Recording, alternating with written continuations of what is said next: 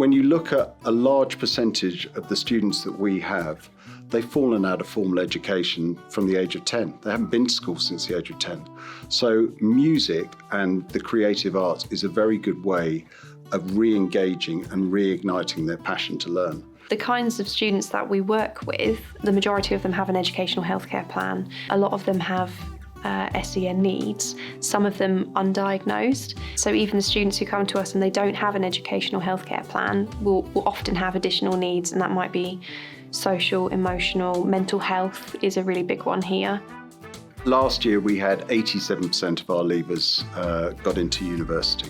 Which is a massive achievement, considering that a large majority of them had fallen out of formal education at such a young age. This year we've had apprenticeships, we've had a visually impaired student who is now working as a studio producer on an apprenticeship. I really think that this place, along with the RSL modules, gives our students the skill set to progress in life, whether that is further education or into the music industry. We really knew and understood what was required for the young people when they came here. And I would say that's been one of the big successes here about why SupaJam is able to relate to young people, because we started from nothing really quickly, and we put together a team and we built a syllabus that was relevant and actually has given a great voice to a lot of young people. I dropped out of college before I came to SupaJam because I was being bullied. And I heard about SupaJam and they took me in, they were amazing, they toured me around, and I just knew that it was gonna be the best place for me, and I haven't been wrong. I didn't have a good time at school because I was very badly bullied, and then I went in a very good place, and one of my social workers suggested this place. Yeah, it's changed my life. We were both bullied, we both had a traumatic time at school, so actually we have tried to provide as much of an inclusive atmosphere. It is, I know it sounds like a horrendous cliche, but it is like a family. We've deliberately mixed young adults with SEN needs with NEET students, you know, some of the gang members. And we've done that because they all actually learn from each other. They learn to self-support each other. They learn that someone else's problems they can help with. I'm so passionate about education. SupaJam is a really unique and special place. So the education we provide and how we provide it has to reflect that. And I think that's something that we do so well. And I think that's partly because of the RSL qualifications that we deliver, because they're so diverse. We were lucky to partner with RSL early on.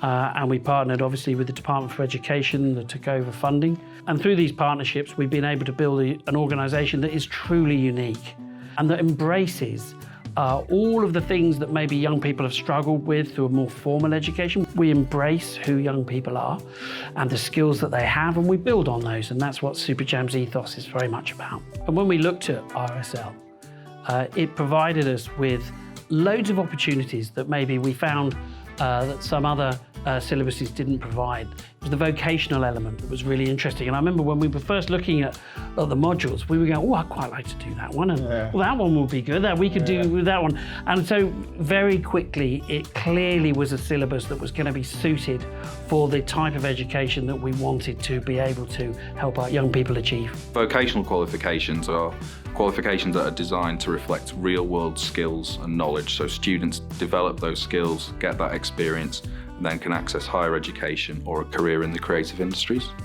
We can teach them in a way where we're confident that following the module 6 months down the line, 2 years later, they're still going to be able to demonstrate the knowledge and the skills that they have learned here at SupaJam and through the RSL qualification.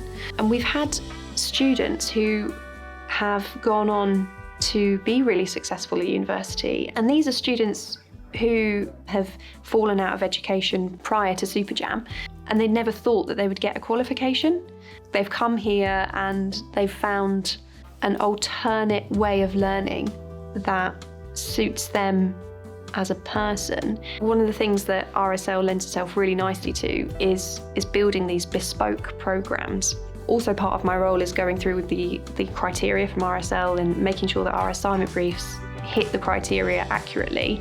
What I've found is that depth that you can go into with the criteria just means that you can really utilise it for however you want your programme to go. The criteria is open enough that You can deliver it as a project, you can deliver it as an individual program for one student, you can deliver it alongside another module and amalgamate the two. What that means is that we can really duplicate it and make a program that is more real life, and that allows the students to build on their skills and genuinely become these music business professionals and practitioners. We're not going to tell you that you need to be studying particular composers or songwriters, or indeed that you need to be using particular software or equipment to complete the qualification. So that makes it accessible across lots of different students, lots of different institutions as well.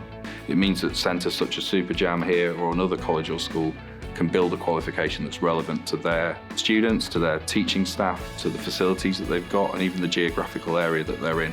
Somewhere like here, everyone has their own learning routines and how they get information in. Like personally, I'm a very hands-on, need to be shown type of person, and they're perfect with that, and I feel like I get the same as everyone else.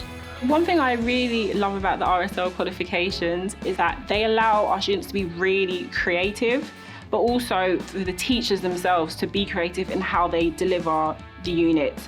The students are getting so much out of it, but it's skills that they can actually use in real life. It's not like a tick box exercise that they're doing just for an RSL qualification. It's more something they can take with them outside and beyond. So the RSL board has really helped me find more into music. So I now understand the music marketing and the business. And through all of that, I found my love for social media marketing and seeing a lot of the stuff that goes on behind the scenes, not just as a performer, but everything you need to do backstage and all the stage management and stuff like that.